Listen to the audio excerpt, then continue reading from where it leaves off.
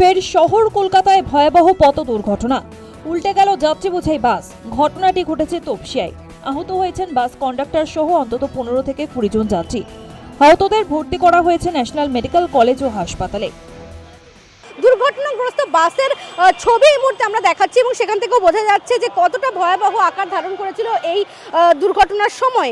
যেটা প্রত্যক্ষদর্শীরা জানাচ্ছেন যে হাওড়ার দিক থেকে কামালগাজীগামী এই বাস সায়েন্স সিটির দিকে যাচ্ছিল এবং সেই সময়ই একেবারে ব্রেক ফেল করে এবং প্রত্যক্ষদর্শীরা অনেকে এমনটাও অভিযোগ করছেন যে রেষারেষি করছিলেন বাসের ড্রাইভার, ওভারটেক করার চেষ্টা করছিলেন এবং সেখান থেকেই বাসটির নিয়ন্ত্রণ হারিয়ে যায় এবং তারপরে ভয়াবহ দুর্ঘটনার কবলে পড়ে।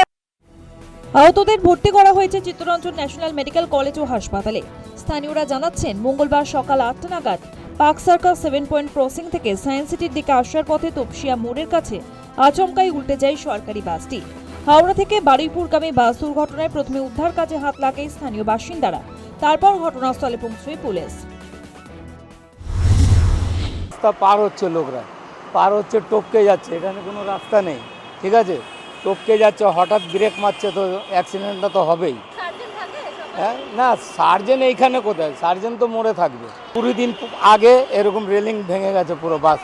হ্যাঁ, এই তো আগে ওটা স্কুলের রাস্তা, ওই একই ঘটনা, চেঞ্জ কিছু হলো না, আবার ঘেরে দিল, ওইখানটা আবার ঘেরে দিল, এখানটাও ঘেরে দেবে, তো এইভাবেই অ্যাক্সিডেন্টটা হচ্ছে। সকালে 8টার সময় হয়েছিল, সকাল 8টা, হ্যাঁ সরকারি বাস ছিল, ওভারটেক করতে গিয়ে ওইটা হয়েছে, বাস পুরো পাল্টি খেয়ে গেছে, আবার অনেক লোক ঘাইল হয়েছে।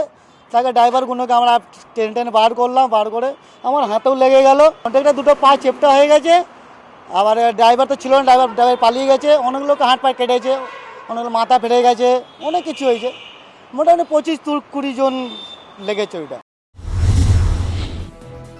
সূত্রের খবর, 9 বছর আগেই দুর্ঘটনাগ্রস্ত সরকারি বাস ফিটনেস ফেল। 2017 সালের সেপ্টেম্বরে শেষ হয়ে গিয়েছে ফিটনেস সার্টিফিকেট। বাস ফিটনেস বলতে বোঝায় বাসের স্বাস্থ্য ও নিরাপত্তা সংক্রান্ত অবস্থা, যা প্রমাণ করে বাসটি রাস্তায় চলাচলের উপযুক্ত কিনা। পলিউশন সার্টিফিকেটও 2024 সালের 30 জুলাই শেষ হয়ে গিয়েছে। দীর্ঘদিন এই সরকারি বাসের কোনো স্বাস্থ্য পরীক্ষা হয়নি। কিভাবে রাস্তায় চলছিল ফিটনেস ফেল করে এই সরকারি বাস? কোথায় নজরদারি? উঠছে প্রশ্ন। 15 বছরের বেশি হলে বেসরকারি বাস রাস্তায় নামানো যাবে না। বেসরকারি বাসের জন্য এই সিদ্ধান্ত নেওয়া হলেও সরকারি বাসের ক্ষেত্রে উদাসীনতা কেন? News time.